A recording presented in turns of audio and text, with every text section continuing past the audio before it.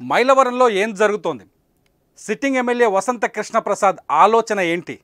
Party మారుతారా లేకపోతే వైసీపీలోనే కొనసాగుతారా? జగన్మోహన్ రెడ్డి మరోసారి కృష్ణప్రసాద్కి అవకాశం ఇస్తారా లేకపోతే మరో అభ్యర్థిని తీసుకురాబోతున్నారా? పెనమలూరులో మరో అభ్యర్థిని తీసుకొచ్చారు. మంత్రి జోగి రమేష్ని పెనమలూరుకి షిఫ్ట్ చేయడంతో అక్కడున్న కొలుసు పార్థసారథి గతంలో కాంగ్రెస్లో గతంలో సీనియర్గా పనిచేశారు. వైఎస్ఆర్ కుటుంబం వెంట ఉన్నారు, జగన్మోహన్ రెడ్డి వెంట ఉన్నారు. కొలుసు పార్థసారథి టీడీపీలో జాయిన్ అవుతారని తెలుస్తోంది. గజం కేవలం 23,000 రూపాయలతో 165 గజాల భూమి కేవలం 38 లక్షలు మాత్రమే. పెనమలూరు టీడీపీ టికెట్ పార్థసారథికి ఇస్తారనే క్లారిటీ కూడా వస్తున్నట్టు తెలుస్తోంది. మరి మైలవరంలో కూడా సేమ్ సీన్ రిపీట్ కాబోతుందా? మైలవరం అభ్యర్థిని మార్చే ఆలోచనలో వైఎస్ జగన్మోహన్ రెడ్డి ఉన్నారా? ఇక్కడున్న వసంత కృష్ణప్రసాద్ ఎందుకు అసంతృప్తిని వ్యక్తం చేస్తున్నారు? కొద్దిసేపటి క్రితమే వసంత కృష్ణప్రసాద్ మీడియాతో మాట్లాడారు. ఫిబ్రవరి 4-5వ తేదీలో ఒక ప్రెస్ మీట్ పెట్టబోతున్నాను. ఆ ప్రెస్ మీట్ చాలా కీలకమైన ప్రెస్ మీట్. ఆ ప్రెస్ మీట్లో తన సీటు సంగతి చెప్తాను అని చెప్పేసి చాలా హాట్ కామెంట్ చేశారు వసంత కృష్ణప్రసాద్. వసంత కృష్ణప్రసాద్ మొదటి నుంచి అనుమానాస్పదంగానే తిరుగుతున్నారు. వసంత కృష్ణప్రసాద్ మొదటి నుంచి తనకు టికెట్ రాదనే ధోరణితో ఉన్నట్టుగా తెలుస్తోంది. వసంత కృష్ణప్రసాద్ మొదటి నుంచి అసంతృప్తిగానే కనిపిస్తూ ఉన్నారు. వసంత కృష్ణప్రసాద్ ప్రభుత్వం పైన గుర్రుగా ఉన్నారు, కొంత అసంతృప్తితో కనిపిస్తూనే ఉన్నారు. ఎందుకంటే కొద్దిసేపటి క్రితం ఆయన మాట్లాడిన మాటల్లో ప్రజలు సంక్షేమ పథకాలను ఎంజాయ్ చేస్తున్నారు, కానీ తినగ చక్కెర కూడా చేదవుతుంది. జనం అదే ధోరణిలో ఉన్నారు. జనం అభివృద్ధిని కోరుకుంటున్నారు, అభివృద్ధి కావాలని అడుగుతున్నారు. అంటే అభివృద్ధి అనే నినాదం ఖచ్చితంగా అది టీడీపీ నినాదం. ఆంధ్రప్రదేశ్లో అభివృద్ధి లేదు, నిధులన్నింటినీ ప్రభుత్వ నిధులన్నింటినీ పప్పు బెల్లాల్లా పంచిపెడుతున్నారు. సంక్షేమ పథకాల రూపంలో జనానికి నేరుగా డబ్బులు వేస్తున్నారు. ఇది వ్యవస్థకు నష్టం, రాష్ట్రానికి నష్టం అంటూ టీడీపీ ఒక ప్రచారం చేస్తూ వస్తుంది. ఆంధ్రప్రదేశ్కి అభివృద్ధి రావాలి అంటే చంద్రబాబు నాయుడు అధికారంలోకి రావాలి అని చెప్పేసి టీడీపీ మొదటి నుంచి ప్రచారం చేస్తుంది. ఈ అభివృద్ధి నినాదాన్ని, ఈ అభివృద్ధి మంత్రాన్ని, ఈ అభివృద్ధి పదాన్ని వసంత కృష్ణప్రసాద్ కూడా ఉచ్చరించడంతో మైలవరం సీట్లో కూడా కల్లోలం మొదలైనట్టుగా తెలుస్తోంది. మైలవరంలో కూడా పార్టీ మార్పు అంశం తెరపైకి వస్తున్నట్టుగా తెలుస్తోంది. చాలా రోజుల నుంచి చర్చ నడుస్తూనే ఉంది, కొత్త చర్చ ఏమీ కాదు.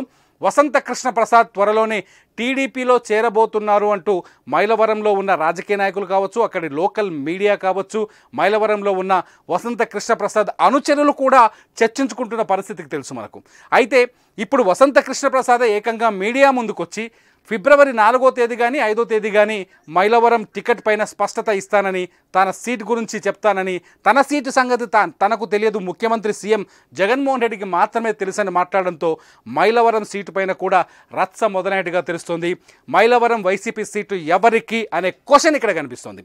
మైలవరం వైసీపీ టికెట్ మళ్ళీ వసంత కృష్ణప్రసాద్కి ఇస్తారా లేకపోతే మరో వైసీపీ నేతకి ఇస్తారా అనేది ఓ చర్చ నడుస్తుంది. దీనిపైన కొన్ని స్పెక్యులేషన్స్ కూడా తెరపైకి వస్తున్నాయి. మైలవరం సీటు పైన ఎవరైతే పెనమలూరు అభ్యర్థి ఉన్నారో, ప్రస్తుత కృష్ణా జిల్లా మంత్రి జోగి రమేష్ ఉన్నారో, జోగి రమేష్ మైలవరం సీటుని తన కొడుకు కోసం అడుగుతున్నట్టుగా ప్రచారం జరుగుతోంది. మైలవరం నుంచి తన కొడుకుని బరిలోకి దించాలనే ఆలోచన చేస్తున్నట్టుగా ప్రచారం జరుగుతుంది. మొదటి నుంచి వసంత కృష్ణప్రసాద్ వర్సెస్ జోగి రమేష్ నడుస్తోంది పార్టీలో. జోగి రమేష్ మంత్రి పదవి ఇచ్చినప్పుడే వసంత కృష్ణప్రసాద్ అసంతృప్తిని వ్యక్తం చేశారు. పార్టీ పైన అప్పటి నుంచే కొంత ఆవేదనతో ఉన్నారు, జగన్మోహన్ రెడ్డితో కొంత అసంతృప్తితో కనిపిస్తున్నారు. సో తనకు పార్టీలో ప్రాధాన్యత దక్కలేదు, తనకు మంత్రి పదవి రాలేదు, అనుకున్న లక్ష్యానికి తాను చేరలేకపోయానన్న ఫీలింగ్లో వసంత కృష్ణప్రసాద్ ఉన్నారు. తన సన్నిహితులతో మాట్లాడుతూ వస్తున్నారు. ఎన్నికలు సమీపిస్తున్న తరుణంలో ఏప్రిల్ నెలలో ఆంధ్రప్రదేశ్ అసెంబ్లీ ఎన్నికలకు ముహూర్తం ఖరారైనట్టుగా తెలుస్తుంది. ఎలక్షన్ కమిషన్ కూడా ఒక నోట్ విడుదల చేసింది. అన్ని డిపార్ట్మెంట్లు కానీ అన్ని వ్యవస్థలు కానీ ఎలక్షన్స్కు సిద్ధంగా ఉండాలని చెప్పేసి ఈసీ కూడా చెప్పిన నేపథ్యంలో ఎన్నికలు ముంచుకొచ్చేసాయి. మహా అంటే 2 నుంచి 3 నెలల సమయం మాత్రమే ఉంది.